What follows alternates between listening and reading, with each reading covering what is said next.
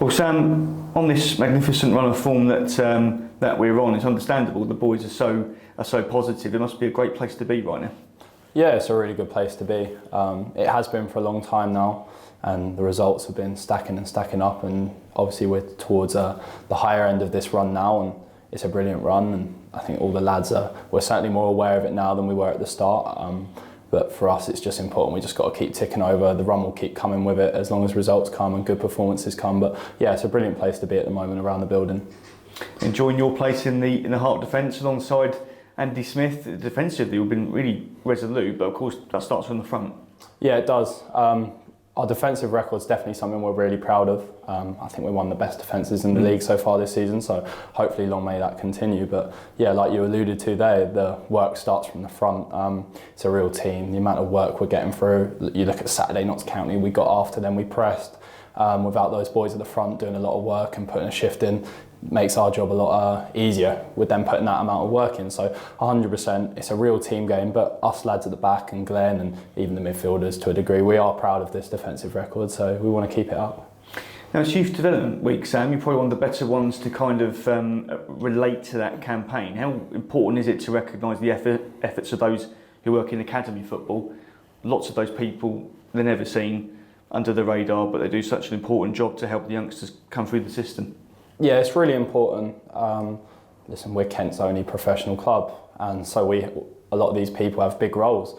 They work within the whole county. I think people have alluded to it before. We've got development centres as well as the academy, so there's a lot of work that goes in, recruitment, coaching, player welfare, physios, and then you've got sports scientists trying to prepare these boys as they get older physically. But yeah, there's so much work that goes in, so many people that don't get the praise they deserve, and they know they never will, and that's why they're not in it for that. They know they're never going to be the one who takes the credits and gets name dropped that eventually higher up staff involved in first team football do, but they do it just because they love the club and they love football, and the amount of kids that they come into contact with and do have positive impacts on, it's amazing. Not just footballing wise, but also preparing them to be young men.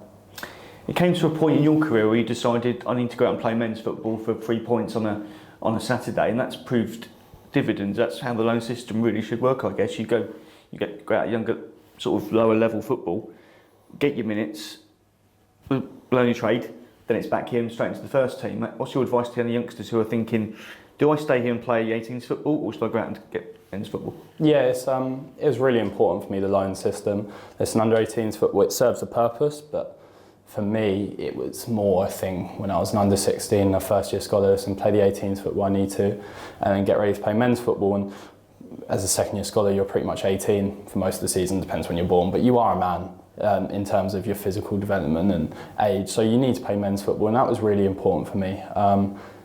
I would recommend to people coming through, not just here, anywhere, any level of football, that the more men's football you can play, the better, because it teaches you things. Listen, these players in non-league, they might not be as good technically as the level you're aspiring to play at, but they'll be just as clever and they'll know their way around and they'll know different ways to get the result they want, which is actually something really good that you need to learn. So for me, it was massive. 3 years on loan, pretty much 100 games on loan, and it's really benefited me, both in the short and long term.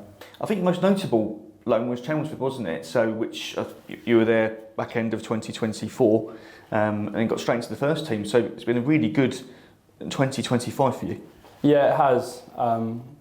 I started last season with a bit of frustration that I hadn't quite broken through yet. I thought I had a good pre-season and that I wasn't quite ready to make an impact, but in hindsight I think going out on loan to Chelford was the best thing for me. I got to test myself against a lot of teams that are full-time, so it's almost the environment I was trying to get into, the full-time environment, even though it's a couple leagues higher. And then there's teams in that league that are chucking a lot of money in it, and they're taking it very seriously, and you've got a lot of ex-Football League players in there and a lot of players that are trying to get to the Football League that are slightly younger. So it was a really good experience for me. I basically played 20 games straight there, and then it perfectly prepared me to come straight back in here, which was the last game of 2024 against Wimbledon, and yeah, I haven't looked back since. So I'm really grateful for that loan spell, definitely.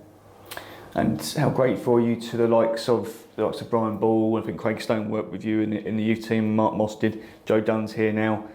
Mark Patterson's here now. How thankful are you to the people as you went through the age groups who have helped nurture you and push you into this environment? Yeah, definitely. I think Brian oversees it all, and Brian's been about since I've been here from 13, and I know he was here long before that. And I think last few years it's good to see, not just personally, but with Joe coming through and the young lads the other night at Fulham making their debuts. I think they're really getting a lot of reward right now for their hard work, because it was a tough few years for the club last few years, and maybe not as many young players got opportunities that they might have deserved or the club might have hoped. But I think that these people who put the hard work in, like Brian, I work with Stoney, I work with Mossy, also other people, there's so many people to name, like AC for example gets through a lot of work behind the scenes.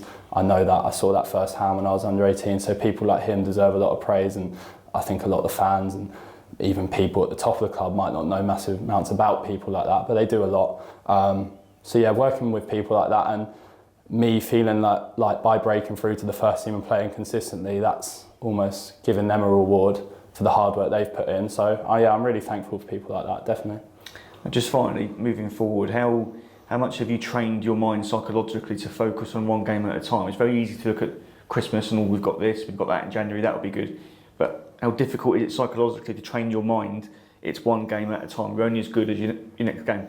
Yeah, it is really difficult, I'll be honest, because especially when you're in a positive place, your mind can't help but think of the eventualities down the line of those good performances and what they might lead to. But I think the gaffer drills it into us, and I've always been told from a young age, you're only as good as your last game and next game. And I played well on Saturday personally, so I can be in a good place mentally, that's gone. So it's Thursday now, I've got to be ready for the weekend, and I'm preparing myself mentally for that. And as soon as I step on that pitch on Saturday, and as soon as the rest of the team step on that pitch, what happened in previous weeks is gone. Who we are, what we've achieved is gone. We're just out there to try and win 3 points, and it's as simple as that.